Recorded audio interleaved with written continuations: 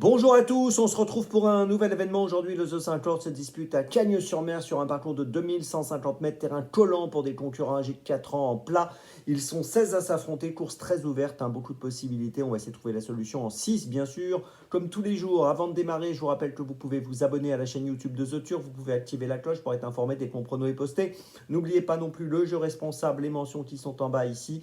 Et puis, concernant le jeu responsable, vous le savez, je vous propose tous les jours un choix en 6, un choix resserré afin d'optimiser vos investissements aux E5, au jeu simple, au jumelé, au trio, etc., etc. Avant d'aller plus loin, un petit mot sur Dans mes jumelles. Dans mes jumelles, vous pouvez retrouver l'épisode du jour à la fin de cette vidéo. 4 chevaux sélectionnés, 3 sélections et une petite folie pour être précis. Donc n'hésitez pas tous les jours sur la chaîne YouTube de The Turf ou sur les réseaux sociaux de The Turf. Et d'ailleurs, hier dimanche, on a eu un bon résultat. 4 chevaux donnés, 3 sélections, les 3 ont gagné. La petite folie n'est pas à l'arrivée, mais on a eu 3 gagnants. Donc 3 sur 4 hier.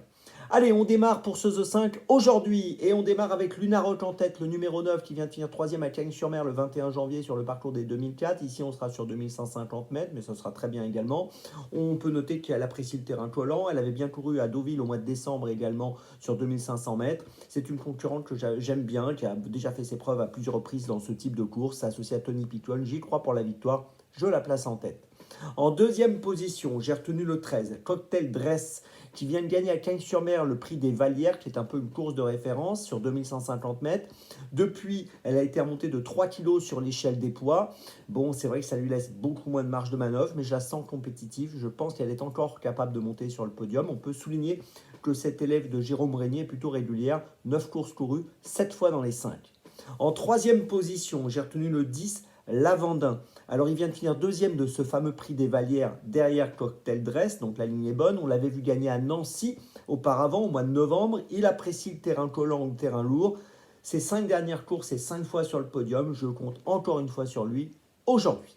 En quatrième position, j'ai placé le numéro 6, American Glory, qui a couru également le prix des Vallières. Elle a terminé 3e l'autre jour. Donc la performance est intéressante, derrière Cocktail Dress et derrière Lavandin. On l'a vu gagner à Saint-Cloud au mois d'octobre. On peut noter que ces 5 dernières courses, elle aussi, c'est plutôt bien puisque c'est 4 fois sur le podium. Et associée à Christiane Desmoureaux, je pense qu'il vaut mieux la garder avec nous pour au moins une place.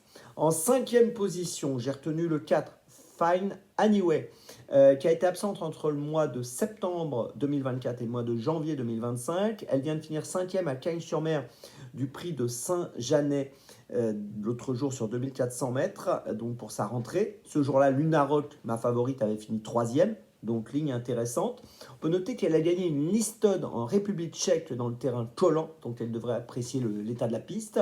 Et il faut se souvenir qu'au mois de février 2024, elle avait devancé Lunaroc à Cagnes-sur-Mer. Elle avait terminé 2e et Lunaroc avait fini 3e. Elles étaient à poids égal. Elles avaient quasiment terminé sur la même ligne.